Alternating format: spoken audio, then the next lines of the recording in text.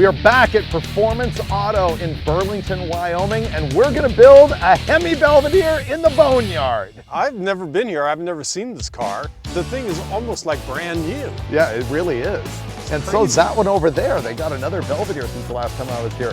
This junkyard, or actually like personal collection, is basically a Mopar specialist. They have a whole bunch of project vehicles here. That's what this one was. It's a 69 Plymouth Belvedere, no engine, no trans, and I brought parts, which I'll fill you in on, to make this thing great. And I'm gonna need both these guys' help because we've got 5 days and we're gonna replace every nut and bolt in the whole drivetrain. Fortunately, they cleared the shop for us, so you wanna help me push it in? Ah, it's my favorite thing to do. Ah, this thing rolls great. And I think Bradburger must be doing most of the pushing. I'm sure everybody had a life vest too. Oh, you aimed it almost perfectly. Who, what, when, where, why? Who? Steve Dulcich. So Dulcich is like one of my key enablers, and he's been grinding me to get a 68 or 69 Roadrunner to match his Rec Runner. Thing is, they were like 20 grand and such. So when Finnegan and I were on a road trip in the General Mayhem and stopped here at Performance Auto in Wyoming, I found what I needed. We're buying this one. This is great paint on it. Totally have this. Which brings us to the what. This is a 1969 Plymouth Belvedere. This car's original 318 car with a 3 on the tree, so it was a stick. The thing is, it was so much cheaper than a Roadrunner, but it's the same car. You may not be aware that a Roadrunner is essentially just a high-performance Belvedere. Plymouth back then took their cheapest, lowest end, lightest weight, no frills car, and they added bigger engines, bigger brakes, bigger torsion bars, sway bars, and some stickers and stripes and garbage, and called them a Roadrunner, and it was a huge hit. The 1969 Roadrunner was the MotorTrend Car of the Year. I know you're dying to know, I paid $7,000 for this thing. Then the when, right now. The why, okay. I've been a Mopar guy probably since day one, since I was a teenager. And in more recent years, I've been fairly critical of the 426 Hemi. I think they're overpriced, I think they're super heavy, I think they don't make the torque that a wedge could, so I'm not a huge fan. But at the same time, the Mopar stroke in me has always wanted some kind of Hemi car that I could just turn the key and drive like it was nothing. And so that's what this car is gonna be. So recall that we had built the Hemi Gremmy together a long time ago, and we installed a 426 Hemi iron head motor, but then we broke a rocker arm on the Gremlin and had to abandon a road trip. That side.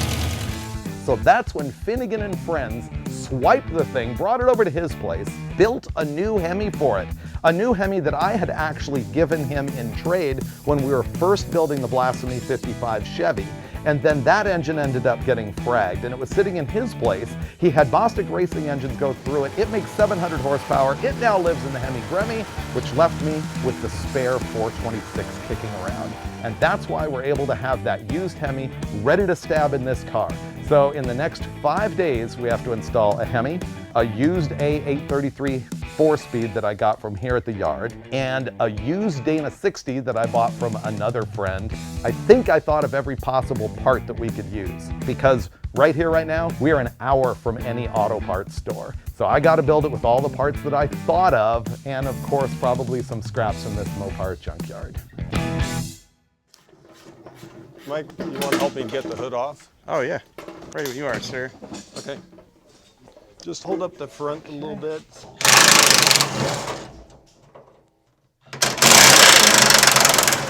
Oh wow, we just handled that like nothing. It's pretty light too. Yeah. One of the things I want to do is modify the steering column. Now this is a column shift car, so it has these arms here which come off the bottom of the column and activate the transmission shifter, and they're just in the way when we're going to put that big Hemi in there. So I'm going to cut those off.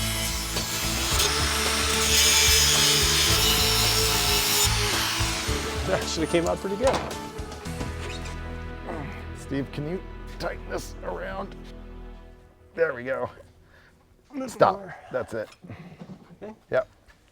Mint. Oh, that doesn't go to a main cap. What does that go to? There's a main cap right here. There's an angle bracket, Oh. but we're not using it. I'm changing the oil pan because I've learned my lesson so many times about like thrashing on dirt and corners without a road race pan. Okay. I think that's it, right? Okay. Oh, yeah. I think we're gonna go. But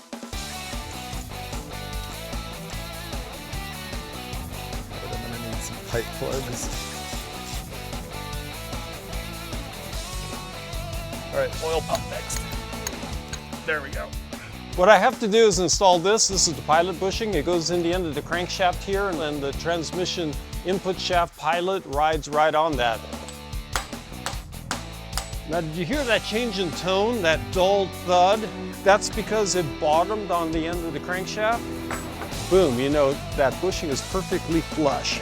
The 426 Hemi uses a different motor mount than the other big block V8s in the Chrysler line. The good news is that the K-member in the car is the same, be it a 318 or a big block. The thing is, the Hemi won't bolt to the big block K-member unless you've got this kit right here from Schumacher Creative Services. It is an adapter mount that allows the Hemi 3-bolt pattern to go onto that K-member. A normal 440 or 383 would have like cast-in ears that come off here. This has this instead. Now, the other thing you need to know about the Hemi is these 3 bolts right here are not blind. They go all the way through to the crankcase, so they will leak oil. So you do need to seal them a little bit. All right, I hear good things happening. Is the sound of a beer being cracked open, or what are we talking about here? What kind of good things? And I know we're gonna break this in properly for 200 or 300 miles before the first burnout or, you know, drag race. So I'm gonna go the extra mile and wipe my handprints off of this. 80 to 120 grit surface finish, driving 750 miles on the highway. We don't need that kind of negativity here on Roadkill, so we're just gonna send it. A little higher? A little higher. You know, we don't have our dowels in the back of this clock. Oh, really? Yeah. That's a good catch.